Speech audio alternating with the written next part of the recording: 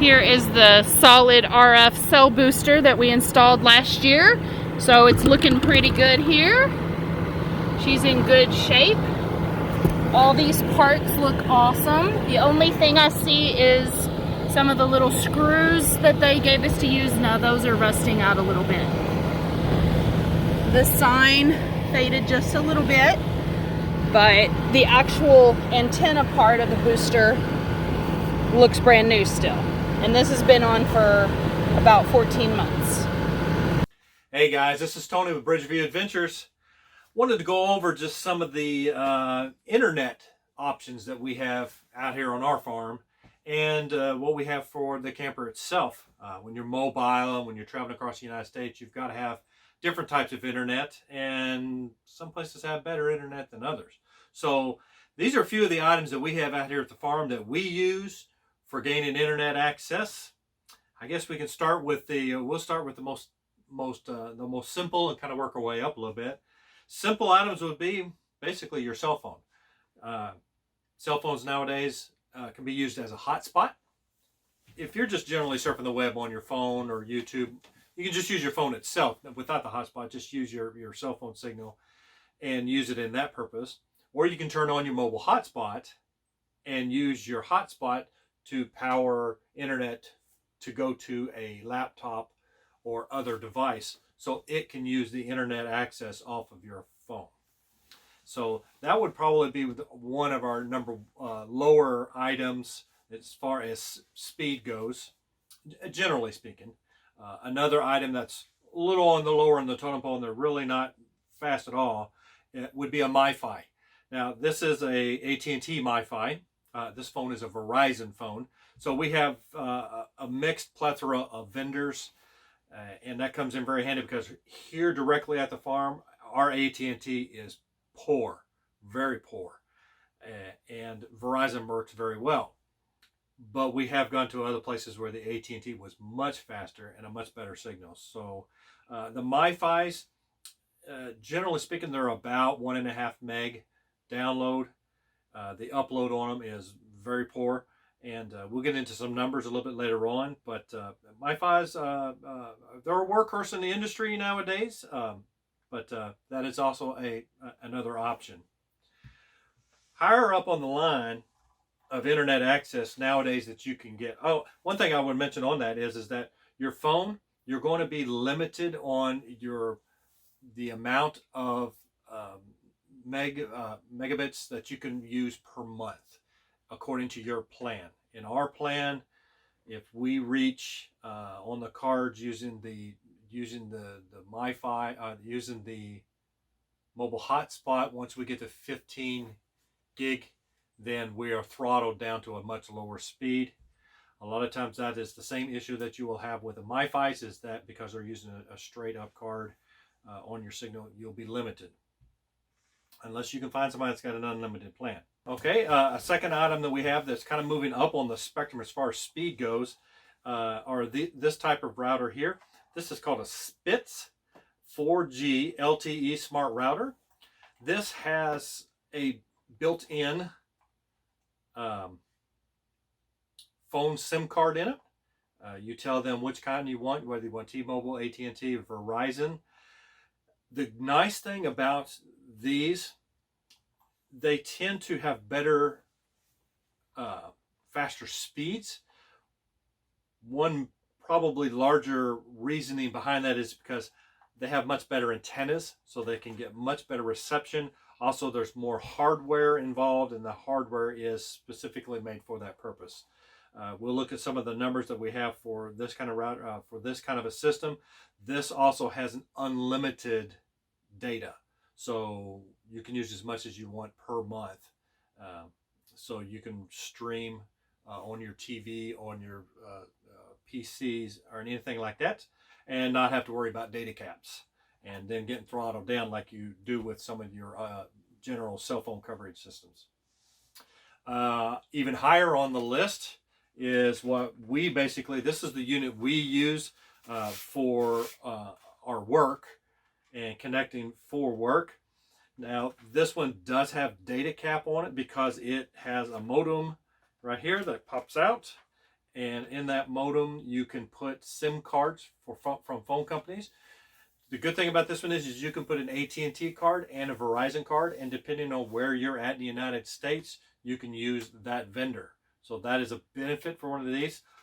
This one is called a Cradle Point. That is the name brand of this one. It's a Cradle Point. Also, a benefit is there's multiple output ports that you can use for multiple devices in your house. As you can tell, it has very nice antennae for reception and picking it up. We get very good speeds with this, even out here. Even though this is a Verizon, this gets much better than the cell phone would get. These are relatively expensive, above $500. Generally these are about $800 just for the hardware. Then you've got to buy your SIM cards. One of the drawbacks from that is that, like I said before, you have a data cap that you can only go so many gig a month according to your cell phone plan. Unlike this unit, which you buy as a whole, that has no data cap. So all of these units can be used in conjunction with your internal cell phone booster system, which we have. We have our system, and it has worked out great. We will show you some of the numbers and speeds that we took on several occasions in different locations, so that you can kind of see a little comparison of the benefits of using this and not using it. Because there is a pretty distinctive reason for use and a distinctive reason for not use. One of the detriments to the better the better internet is that they have to be plugged in at all times. So they're not mobile. They basically would be on a desk or in your camper where you're working. One of the benefits of using a Mifi or using the hotspot on your phone, but mainly the Mifi, is once this is charged, you can carry this around with you. You can take it with you hiking if you wanted to, like you'd have a reason to. Or you can take it outside with you onto the front porch or wherever you want and have your internet. And the same goes with your cell phone. You can turn your cell phone onto the Mifi, the hotspot, and use your phone's hotspot wherever you are, mobile, you know. Switch over and take a look at some of the numbers and see what we got. All right, so let's take a look at some of the results that we got when we were doing our test. First item up a bit here was the Verizon Samsung Galaxy 10 phone. Now, this is not using the hotspot. This is just the phone itself by surfing the web, going to an internet page and running a speed test. As you can see on here, with the solid RF booster turned on, we were getting around on a high point 4.73, on a low 2.26. And the upload speeds, they were pretty good, up for everywhere from 1.5 meg up to almost 6, a 5.57. So it did relatively well. This was not a Verizon location. It was a remote campground in a very small town. And as you can see, though, when we turned the solid RF booster off, we did lose a little bit of the speed. Not much at all. Some of the higher end tests actually were faster. So it kind of just didn't make a difference on the download side. The upload side, though, dropped dramatically. So the solid RF booster definitely helped on the upload side, not so much on the download side when strictly using the phone as an internet surfing tool, watching YouTube and things like that on my phone. So the second item would be using the Verizon Samsung Galaxy 10 mobile hotspot on my phone. Now, when I was using this, what I did is then I would connect my laptop to the internet using my cell phone hotspot. Now, the download speeds using my PC and my phone as a hotspot are very good, considering where we were at and the conditions. Uploads, not so much. As low as 0.6 and up to 3.4. Really varied according to what time of day it was, what's going on, how many people is on the cell tower, things like that. You'll really find that whenever you use any of these mobile cellular devices for internet, that that they do fluctuate quite a bit. You'll get a lot better signals, and you'll get a lot better speeds early in the mornings when there's not many people online. In the afternoon and in the evenings, not so much. Now, when we turn to solid RF, we did lose a little, not a whole lot. Again, the upload speeds, though, dropped pretty dramatically. So the solid RF was definitely giving us better upload speeds. Download speeds, not too much of a difference all in all if you look at it in an average kind of situation. Next item would be the AT&T Mifi. Now, Mifi's generally, you only get about 1.5 meg. And in this case, there was an AT&T tower in that area. And so we were getting 4G off of it. And that Mifi was pretty much screaming for what it is. We were getting a solid, around 5 average total megabits download. And the uploads were actually pretty good too. But as you can tell, there were several instances there where it got down to only half a meg on the upload side. Now, when we turned the solid RF booster off, it did drop, and dropped quite a bit. So it was quite noticeable when not using the solid RF booster, especially on the upload side. Solid RF definitely seems to help out on the upload side. Next item, the cradle point. This is our general workhorse here at the house.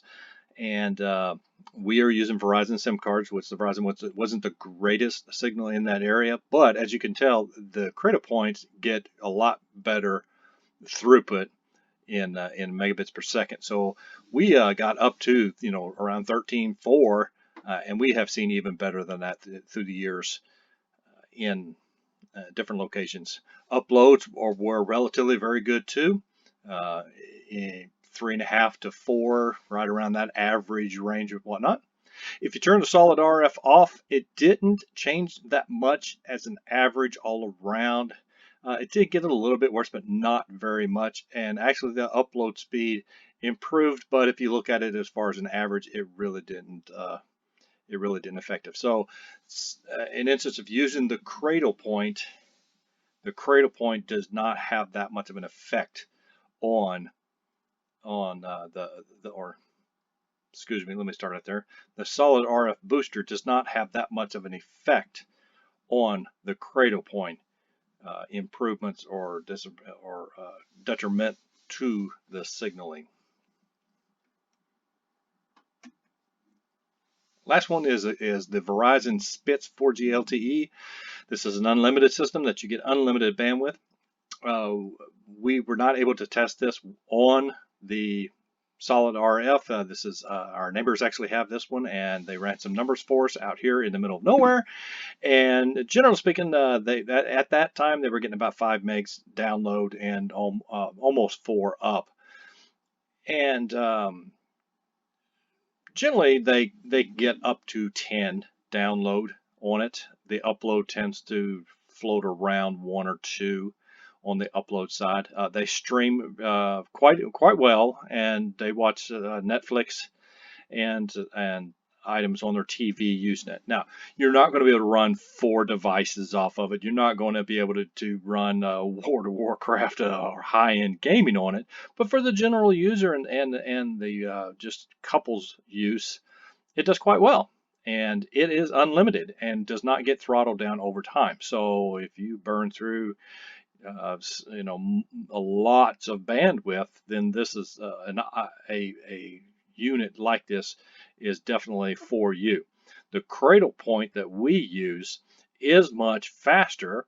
We get a lot better bandwidth through it, but we are limited to 15 gig per SIM card. So we can easily burn through a SIM card in a week if we start watching internet, doing YouTubing, watching some Netflix at night, included using it during the daytime to do teleworking on one PC, not 2 PCs. That's just one PC for teleworking during the day. Then at night, trying to use it as our personal, we burn through it in less than a week. So you would have to get 4 SIM cards at least in order to get you through a full month. You know, if at $20 a SIM card, 4 of them, I mean, that's only, you know, $80 a month, which isn't horrible for internet service, especially rural. So it's just one of those things you have to look at and figure it for yourself. This Verizon Spitz 4G LTE, these can run anywhere from $150 to $180 a month. So you gotta weigh the pluses and the minuses there. So what you need, and this unit, the Verizon unit, will only take one vendor. So you have to tell them which vendor you want when you purchase it, as opposed to the Create a Point where you can put multiple vendor SIM cards in it, and you just go into the configuration and choose which one you want. Whenever it boots up, you can tell it which one to use if you're in an area where one is stronger cell signal than the other. So there's the results we had. Hope they were useful, and hope you can be able to take this information and use it whenever you make your decisions on what type of cellular system that you would want to buy or are thinking of buying if you're in a rural area, or if you're an RV enthusiast and camper person who likes to travel, and internet is definitely a plus for you. Thanks for watching.